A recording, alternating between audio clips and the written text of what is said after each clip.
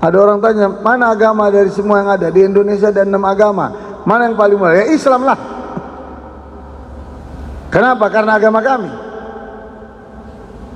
Bukan karena mayoritas, bukan. Karena agama kami wajib meyakini Islam agama yang lebih mulia dibanding dengan agama yang lain. Dasarnya firman Allah, inna dina indallahil Islam. Jadi jangan takut-takut, jangan juga toleransi kebablasan. Kita di Indonesia mayoritas Islam, toleransinya kebablasan kita ini. Coba kalau hari Nyepi di Bali sana, itu aktivitas nggak ada, pesawat landing take off tuh nggak ada, berhenti, semua kegiatan satu hari berhenti. Ada Islam di sana? Ada. Kenapa? Kita dipaksa untuk taat ikut aturan Nyepi itu. Ibadah agamanya ngikut di sana. Nah pertanyaannya, apakah agama lain kalau masuk bulan suci Ramadan mau ngikut aturan kita?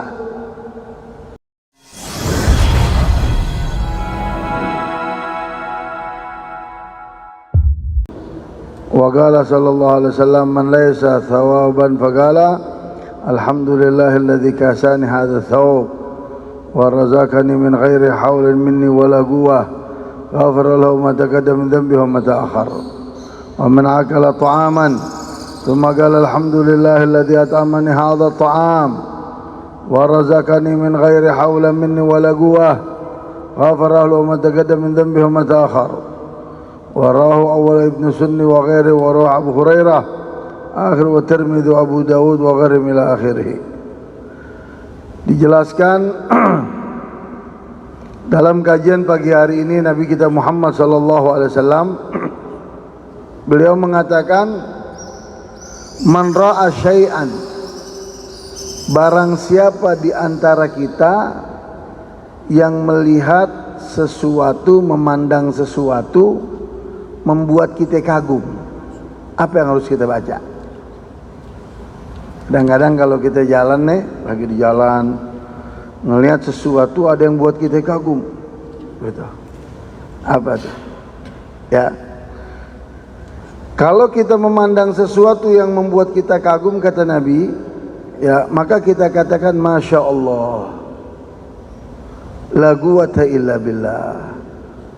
Semua dengan kehendak Allah, tidak ada kekuatan kecuali dari Allah. Artinya pandangan kita di saat memandang sesuatu yang mengagetkan kita, yang mengagumkan kita, itu gerakan mata kita tuh pada hakikatnya yang menggerakkan Allah. Kalau Allah tidak menggerakkan kita punya mata, nggak bisa kita lihat ke situ. Kadang-kadang begini Pak, kita jalan naik kendaraan berlima, ya kan? Kita melihat sesuatu yang kita lihat, belum tentu yang 4 lain itu melihat apa yang kita lihat. Belum tentu. Karena apa?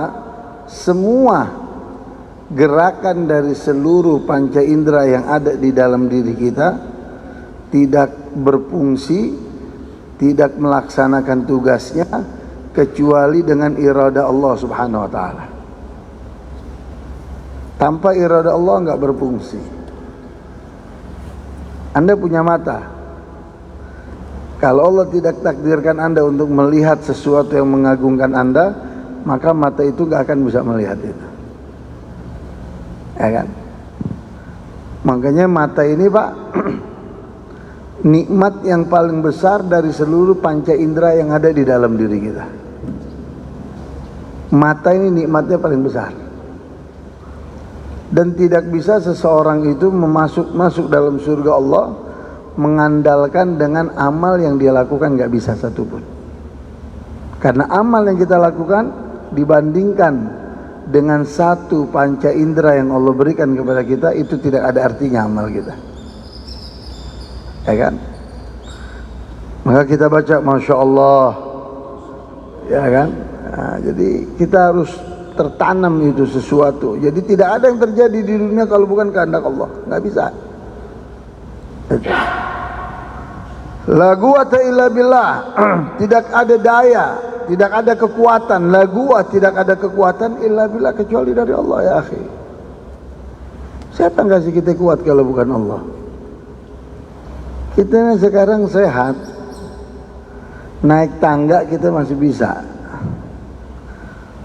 Tapi kalau kita disuruh adu balap lari kayak macam Ustadz Ferry, saya atau antum gitu, naik tangga disuruh balap lari sama anak umur 15 tahun, menang mana kira-kira? Kita naik tangga pelan-pelan berhenti lagi. Pelan-pelan berhenti lagi.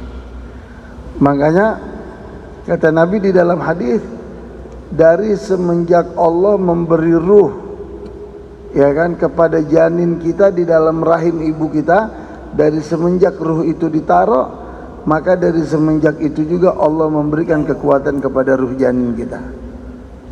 Yang mana cara Allah memberikan kekuatan kepada kita waktu kita ditaruh ruh oleh Allah, kita pada rahim ibu kita, mulai saat itu Allah berikan kekuatan sedikit demi sedikit, terus sampai kita lahir. Ya kan? Begitu kita lahir kecil, Allah terus kasih kita kekuatan. Sampai kapan kekuatan itu Bapak? Allah berikan sampai usia kita 40 tahun. Sampai 40 tahun. Naik terus, dikasih terus tambah kuat. Tambah kuat, tambah kuat. Begitu sampai puncak kekuatan 40 tahun, udah stop. Allah nggak kasih lagi itu kekuatan. Tapi Allah turunkan kekuatan dari 40 itu, turun sedikit demi sedikit. Kita nggak terasa. Kalau kekuatan kita ini berkurang, kita nggak terasa. Sebagaimana kita tidak merasakan Allah memberikan kekuatan kepada kita sedikit demi sedikit, kita nggak terasa. Nah kalau Allah beri kekuatan langsung kepada kita, ente punya anak umur 1 tahun, anak ente dikasih kekuatan sama Allah, anak umur 20 tahun, kacau. Jadi sampai 40 tahun dah stop. Makanya olahragawan kalau udah umur mendekati 40 udah kagak laku. Mau sejago apapun dia main, pemain bola jago atau olahragawan yang lain, udah 40 tahun mendekati saja tuh udah nggak laku. Kenapa? Fisiknya udah pasti berkurang. Nah jadi kita harus meyakini tidak ada kekuatan kecuali dari Allah. Kecuali orang yang beriman, Pak. Kecuali orang yang beriman, itu kekuatan terus ditambah sama Allah. Karena apa? Karena imannya dia. Itu. Lam tadurul ain. Nah kalau kita baca itu, Masya Allah la quwata illa billah, maka menghindarkan kita daripada ain. Daripada ain. Ya kan? Di dalam kitab Ihya dikatakan ana hadir kalimat. Dalam kitab Ihya Ulumuddin ada kalimat yang bagus ini Pak, kalau bisa dihafalkan.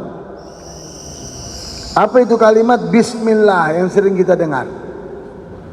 Bismillah, Masya Allah, la quwata illa billah, Masya Allah, kullu ni'matin faminallah, Masya Allah, la yasuqul khair illallah, Masya Allah, la yasrifus su'a illallah. Katakan, ya kan, manggalah, barang siapa yang menyebutkan tadi itu, yang menyebutkan itu, tidak ada yang terjadi kecuali dengan kehendak Allah, tidak ada kekuatan kecuali dari Allah, tidak ada nikmat kecuali dari Allah, tidak terjadi kebaikan kecuali dari Allah, tidak terjadi keburukan kecuali dari Allah. Kita ulang itu kalimat 3 kali. Asbaha, di pagi hari dan di sore hari, maka Allah selamatkan diri kita dari apa? Dari kebanjiran, tenggelam, kemudian dari kebakaran, kemudian dari kemalingan. Makanya Pak, banyak orang diselamatkan oleh Allah. Ada banjir bandang, ada apa, tapi ini orang terselamat. Biasanya yang selamat dari musibah besar itu dua Pak. Satu, orang ahli ibadah. Yang kedua, anak kecil yang belum baligh. Anak kecil yang belum baligh. Itu. Kadang-kadang sudah berapa, ada setahun Ustaz Ferry, Gaza dibom oleh Israel laknatullah, mendekati setahun. 1 tahun. Secara logika udah habis itu. Tapi kadang ada satu rumah dia dibom, ya kan? Kadang yang kita sering lihat itu yang selamat anak-anak kecil yang tak berdosa, sama orang-orang soleh, orang-orang alim itu terjaga, ya kan? Dan banyak juga anak-anak kecil yang dia itu terkena bom, terkena macam-macam, hancur berkeping-keping, ada juga. Tapi kebanyakan Allah selamatkan di saat ada musibah itu dia. Dua golongan. Satu, anak kecil yang belum berdosa, dan orang soleh, orang baik. Ya, semoga Allah beri kemenangan kepada saudara kita di Palestina. Amin ya rabbal alamin. Kemenangan sudah dekat Pak. Kemenangan sudah dekat. Ini hasil apa? Insya Allah. Jangan putus doa kita untuk saudara kita di sana. Ya kan? Kemenangan Palestina itu kemenangan umat Islam di dunia. Itu. Jadi yang baca 3 kali diselamatkan daripada kalau ada banjir atau ada kebakaran. Ya, jangan lagi orangnya Pak. Kadang-kadang foto saja, foto. Itu ada kebakaran, yang lain hancur, tinggal foto itu yang selamat. Seperti ada foto Tuan Guru Tua, Al-Habib Syekh Idrus, Habib Idrus Palu. Waktu itu di Manggarai ada kebakaran yang ramai tempo hari itu di daerah Manggarai. Kebakaran besar. Rumah habis, 2 RT itu habis. Ludes. Tapi subhanallah di satu rumah terlihat dengan jelas itu, dan saya melihatnya. Itu ada foto guru tua itu enggak tersentuh api sama sekali. Di sekelilingnya habis angus, cuman foto itu aja enggak. Ya kan? Bagi Allah tidak ada yang sulit, Pak. Kadang-kadang hal-hal yang begitu Allah unjukin tuh kepada kita.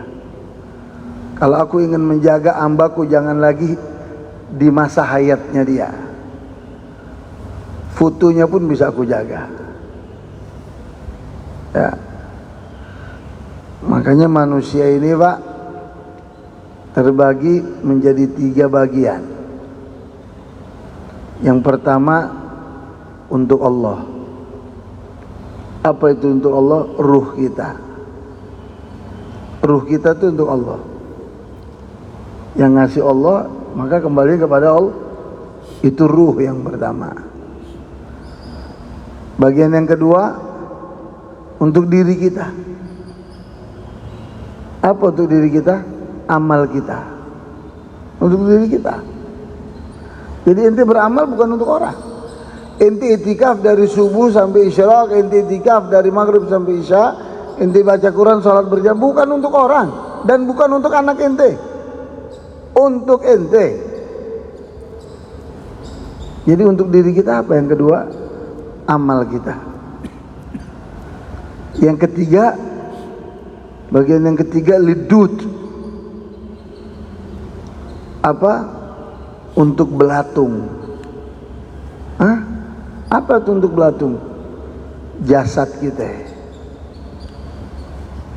Di kuburan yang makanin jasad kita siapa? Belatung. Secantik-cantiknya wanita, setampan-tampannya pria, kalau sudah nggak ada ruhnya, udah nggak ada artinya. Udah nggak ada artinya. Pernah yang dengar orang, wah ini Beb, istri saya cantik banget, atau anak saya cantik, atau suami saya tampan, anak saya ganteng tampan, ya kan? Jangan dikuburin deh, taruh aja di kasur, di tempat tidur, di kamar.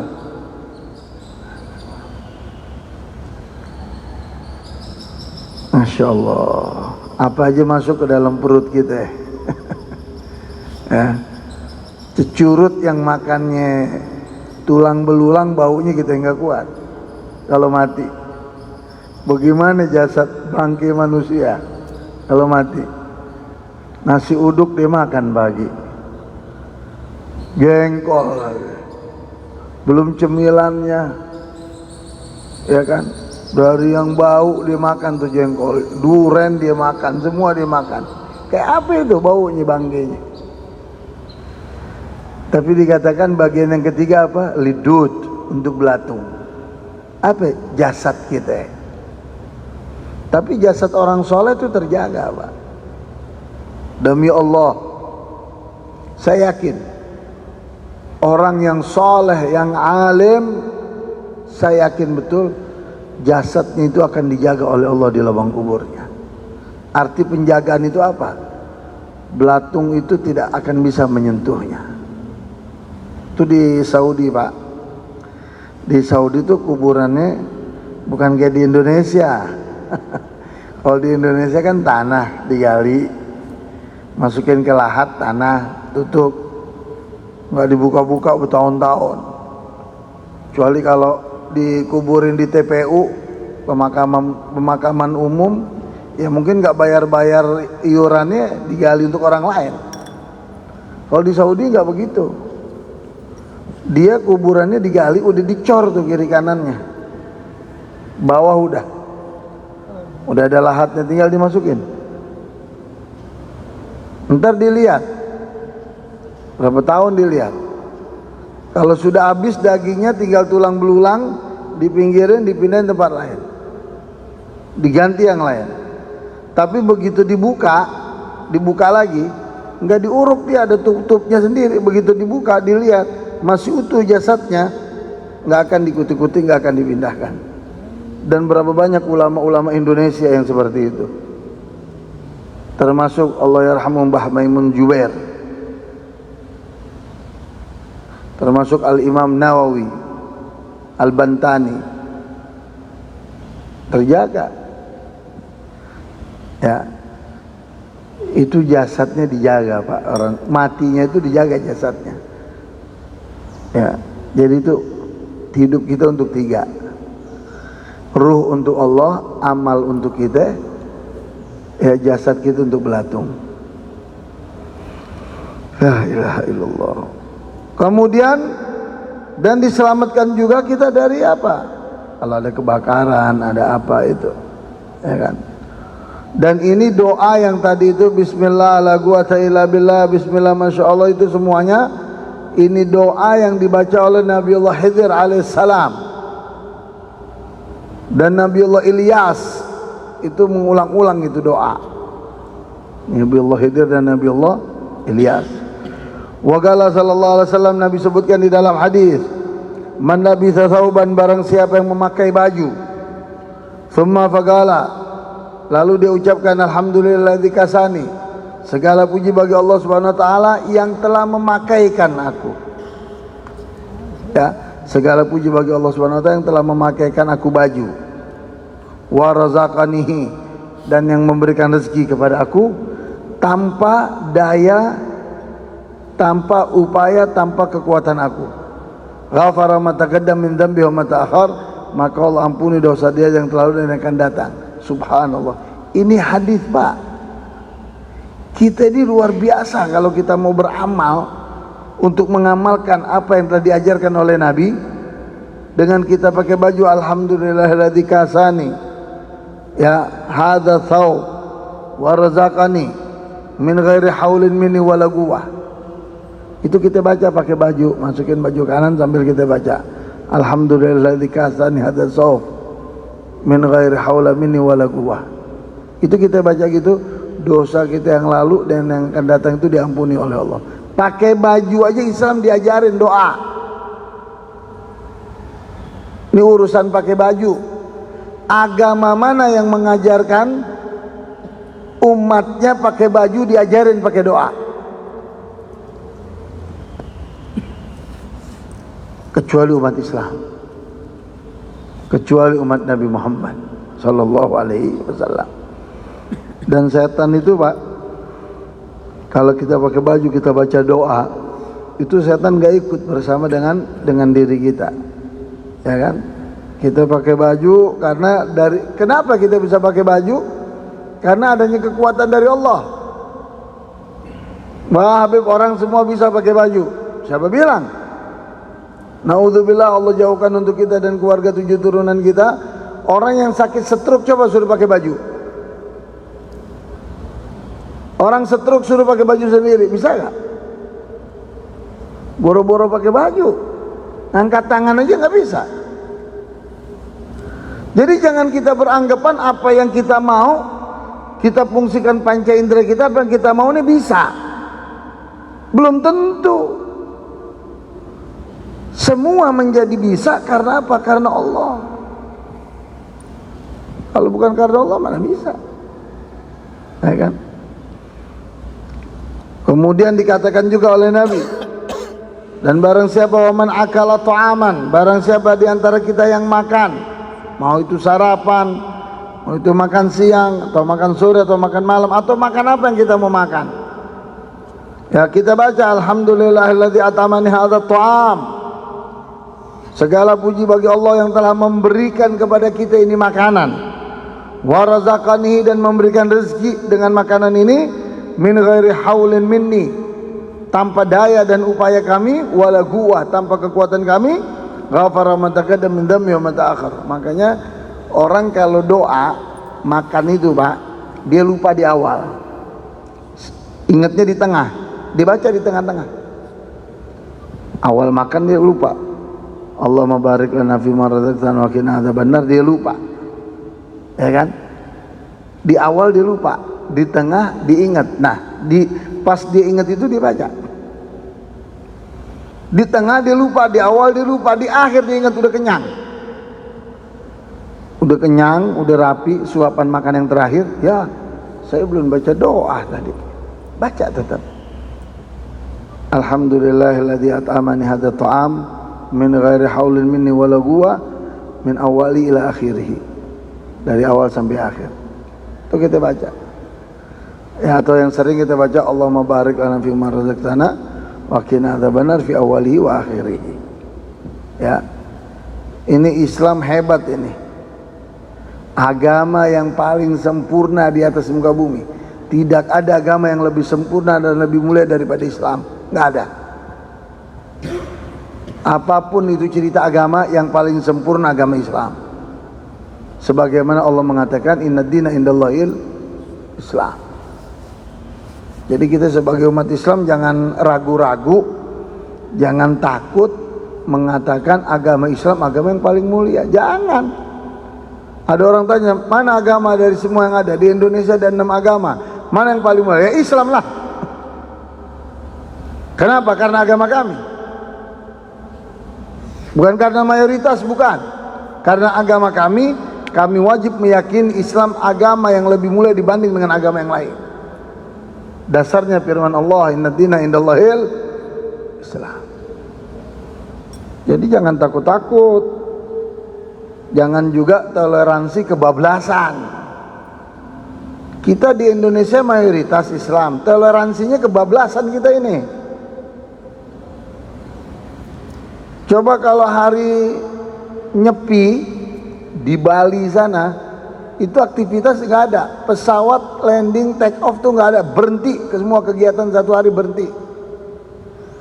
Ada Islam di sana? Ada. Kenapa? Kita dipaksa untuk taat ikut aturan Nyepi itu. Ibadah agamanya ngikut di sana. Nah pertanyaannya, apakah agama lain kalau masuk bulan suci Ramadan mau ngikut aturan kita? Kita ini mayoritas loh. Arti ngikut bagaimana? Nggak boleh itu warung-warung buka selama bulan Ramadan. Kecuali di malam hari, apalagi tempat-tempat hiburan. Ya kan? Nah kita ini harus menjadi tuan rumah, ya kan? Jangan hanya kita bertoleransi, tapi bagaimana kita bisa mengatur orang yang minoritas daripada mayoritas. Jangan yang minoritas bisa mengatur yang mayoritas, ini repot Pak. Itu. Kemudian dikatakan yang berikutnya, waqala sallallahu alaihi wasallam, la haula wala quwata illa billah. Dawa mintis atau tisin da. Kata Nabi di dalam hadis, orang yang membaca la haula wala quwata illa billah itu obat. Ya. Dari 99 penyakit. Aisaru alham wal gham. Paling sedikitnya itu apa? Sifat gundah. Sifat gundah, sifat gelisah, sifat was-was, itu nggak ada tuh. Jadi kalau kita baca ya la haula wala quwata illa billah, jadiin istiqomah. Makanya Pak, ini ada ya amalan untuk ente. Manakala suatu hari bermanfaat. Kalau ada orang Pak punya ilmu kebal, dibacok nggak mempan, dibakar nggak mempan, kan banyak begitu tuh, ya kan? Kadang ada maling, ada apa, digebukin, nangis enggak apa enggak, berdarah sih berdarah, tapi nangis enggak, rasa sakit enggak. Nah kalau ada yang model begitu, yang punya ilmu kebal, nggak usah kita repot-repot, kita mukul dia sakit, dia nggak terasa. Ini amalan ini nanti baca. Ente ambil sesuatu benda, apa itu berupa jarum ya. Kalau pisau atau golok kesian nanti mati dia. Ambil berupa jarum, ente masukin ke dalam tanah, jarum itu, ente baca. La haula wala quwata illa billah. Cabut, ente tusuk aja jarinya atau apa. Teriak orang itu pasti. Tapi cobanya pakai jarum aja Ustaz Ferry, jangan pakai golok. Bismillahirrahmanirrahim. La haula wala quwata illa billah. Udah ditancepin, ditebas akhirnya putus, ntar nanti bahaya nanti. Ya. Nah, ini dikatakan kata Nabi ada 99 tuh. Ya. Obat untuk orang membaca la haula itu. Di antaranya satu apa? Menghilangkan sifat gundah gulita, menghilangkan sifat menjauhkan daripada sifat galau, sifat enggak enak, sifat cemas, sifat apa. Wah ini Pak, penyakit ham wal gham ini Pak, enggak enak Pak. Orang kalau hidupnya cemas saja, khawatir, takut, naudzubillah. Itu ada penyakit begitu Pak. Itu kalau orang diberikan penyakit itu oleh Allah, waduh hidupnya enggak enak. Melihat orang takut aja, dia nggak kenapa-napa, ciut aja dia. Nah, makanya perbanyak itu, kita jadikan amalan untuk kita, ya kan? La haula wala quwata illa billah. Rawahu Ibnu Abi Dunya fil Walad an Abi Hurairah rawahu Imam Al-Bukhari. Ya. Faqala lama ghaza Rasulullah sallallahu alaihi wasallam Khaybar asyrafan nas ala faraga usud waswatun bitakbir Allahu akbar la ilaha illallah. Faqala Rasulullah sallallahu alaihi wasallam arba'u ala anfusikum innakum lataduna isam wala ragaman innakum taduna samin qariba ma'akum. Ya, atau dalam peperangan itu Nabi waktu peperangan Khaybar itu Nabi meminta sahabat itu untuk mengangkat lisannya itu menggerakkan suara itu dengan kalimat apa? Takbir. Ya, makanya bangsa kita ini merdeka tidak terlepas daripada kalimat takbir. Coba Anda lihat itu sejarah. Bagaimana para pejuang kita menghadap penjajah ini dengan modal bambu runcing, tapi bisa Allah berikan kemenangan. Pada hakikatnya di situ ada kalimat Allah yang maha besar yang disebutkan. Makanya kalimat Allahu Akbar itu kalimat yang bisa menggetarkan jiwa musuh. Kalimat takbir yang bisa menggetarkan jiwa musuh. Ya, umat Islam kalau berkumpul dengan dia takbir, tahmid, tasbih, tahlil, waduh, ya seperti di Arafah. Bagaimana tuh di Arafah? Ya, dari seluruh dunia di situ mereka bertakbir, bertahmid, bertasbih, ya kan? Itu. Nah, kemudian yang terakhir, ikhwani, kita di akhir daripada menjelang 10 terakhir daripada bulan Rabiul Awal, ya, jangan sia-siakan bulan ini, Bapak. Jangan sia-siakan. Orang yang tidak bahagia dengan bulan Rabiul Awal, bagaimana dia bisa mengatakan dirinya itu bahagia dengan Rasulullah, cinta dengan Rasulullah? Ya, jadi di sini kapan maulidnya Ustaz Ferry? Udah minggu besok ya, kalau nggak awal Oktober ya, awal Oktober. Nah, yang bisa ikut andil, ikut partisipasi dengan Maulid Akbar di Adzikra ini ikut, ya kan? Dikatakan oleh Sayyidina Abu Bakar Siddiq, man anfaqa dirhaman li maulidin Nabi sallallahu alaihi wasallam faqad ahyal Islam. Barang siapa yang ikut andil walaupun 1 dirham untuk merayakan hari kelahiran Nabi, maka dia telah menghidupkan Islam. Kemudian beliau mengatakan, man adzama maulidin Nabi sallallahu alaihi wasallam kana ma'i fil jannah. Kata Sayyidina Abu Bakar, barang siapa yang mengagungkan maulid Nabi, ya kan, maka nanti di surga dia bersama dengan aku. Sahabat menanya, kenapa begitu wahai Abu Bakar? Bagaimana tidak? Dia merayakan hari kelahiran makhluk yang paling dicintai oleh Allah di dunia ini, yang namanya tertulis di setiap pintu surga. Tidak ada nama yang terpampang di pintu surga itu, Pak. Dari makhluk Allah tidak ada nama yang terpampang kecuali nama Nabi kita Muhammad.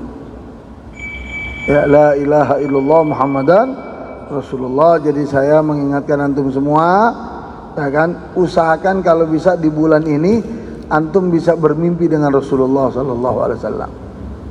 Ini bulan Maulid. Perbanyak selawat kepada Nabi Muhammad. Wallah, kita kalau di dunia hidup enggak sempat mimpi dengan Nabi Muhammad, kita rugi. Walaupun satu kali. Jangan sampai kita keluar dari atas muka bumi, kita meninggal enggak pernah mimpi dengan Nabi Muhammad. Bagaimana caranya mau mimpi? Perbanyak selawat sama Nabi Muhammad. Perbanyak selawat. Allahumma shalli ala sayyidina Muhammad.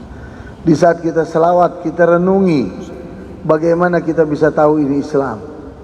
Semua bisa tahu Islam ini dari tetesan keringat yang telah dilakukan perjuangan oleh Nabi Muhammad. Ya, nah, semoga di bulan ini Allah memberikan kesempatan kita bermimpi dengan Nabi kita Muhammad sallallahu alaihi wasallam.